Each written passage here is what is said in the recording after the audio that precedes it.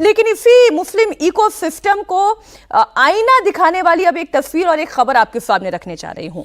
मुस्लिम देशों में भी मोदी मोदी की गूंज है और स्वागत ऐसा है कि खुद सुल्तान कार ड्राइव करने के लिए बैठ जाते हैं। जॉर्डन से लेकर इथियोपिया तक मोदी का जलवा छाया रहा। पीएम मोदी 3 देशों की यात्रा पर हैं, लेकिन सबसे ज्यादा फोकस मुस्लिम देशों पर है। जॉर्डन की वो यात्रा कर चुके हैं और अब ओमान की बारी है। इस वक्त की बड़ी खबर यह है कि आज इथियोपिया से वो ओमान की तरफ रवाना होंगे।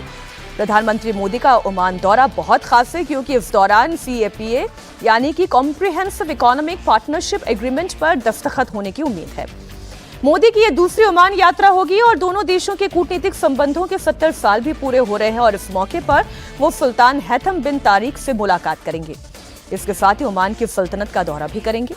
प्रधानमंत्री मोदी 15 सितंबर को 3 देशों की यात्रा पर रवाना हुए थे। इनमें से वो जॉर्डन की यात्रा कर चुके हैं, जहां के सुल्तान ने मोदी के लिए कार ड्राइव की। ये तस्वीरें भाई सभी ने देखी भी हैं, लगातार ये चर्चा का केंद्र रही हैं।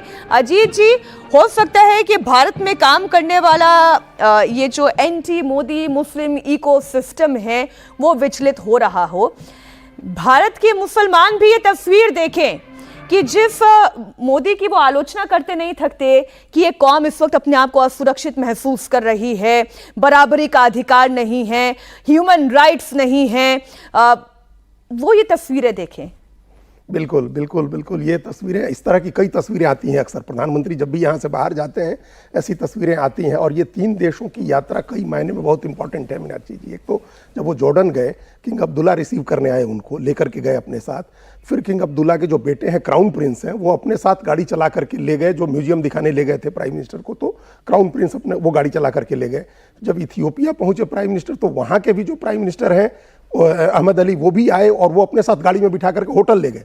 मतलब रिसीव करना एक प्रोटोकॉल तोड़ करके एक बात है और प्राइम मिनिस्टर को बिठा करके अपने साथ गाड़ी आपको ये भी कहना चाहिए, वो भी जोर डाल के कि पैगंबर मोहम्मद के जो प्रत्यक्ष वंशज हैं वो उनके साथ खड़े हुए हैं। बिल्कुल, किंग अब्दुल्ला, जॉर्डन के जो किंग हैं अब्दुल्ला, वो डायरेक्ट डिसेंडेंट हैं उनके मोहम्मद साहब के, और वो खुद रिसीव किए। उनके बेटे ने गाड़ी में बिठा करके उनको अपना म्यूजियम दिखाया। फिर इथियोपिया में भी हम लोगों ने देखा कि कैसे प्राइम मिनिस्टर लेके होटल छोड़ने गए प्रधानमंत्री, और पहली बार किसी को दिया गया है जो इथियोपिया का बड़ा जो सर्वोच्च सम्मान है। और फिर उसके बाद ओमान जाएंगे प्राइम मिनिस्टर, ये जा रहे हैं। ये तीनों देशों की यात्रा अब डिप्लोमेटिकली भी बहुत इंपॉर्टेंट है। बिल्कुल, मतलब वेस्ट एशिया में इंडिया किसी तरह का दखल दे रहा है, किसी तरह का हस्तक्षेप कर रहा है। वेस्ट एशिया में सबके पेट में दर्द होंगे। ये एक जो वेस्ट एशिया में जियोपॉलिटिकल एक्टिविटी हो रही है, पाकिस्तान की बड़ी चिंता कर रहे हैं, लेकिन उसमें हिंदुस्तान के भी तो लोग हैं, मुसलमानों नहीं है, और इन देशों में भी है। नाम लिया मैंने, ये जो इन देशों में जॉर्डन का जो वंशज है ना, मोहम्मद साहब कुरैश कबीले से थे। ये बनु हाशमी कबीला, उनकी बेटी थी बेगम हजरत शाह, तो बेगम फातिमा हजरत, उनके हस्बैंड थे हजरत अली।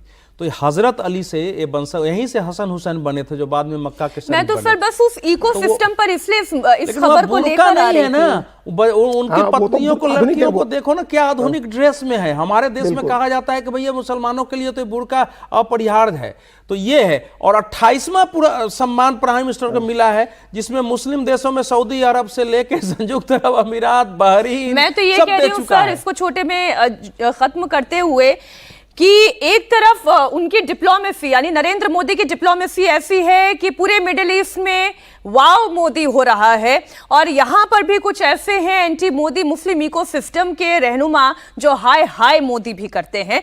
ये रियलिटी है।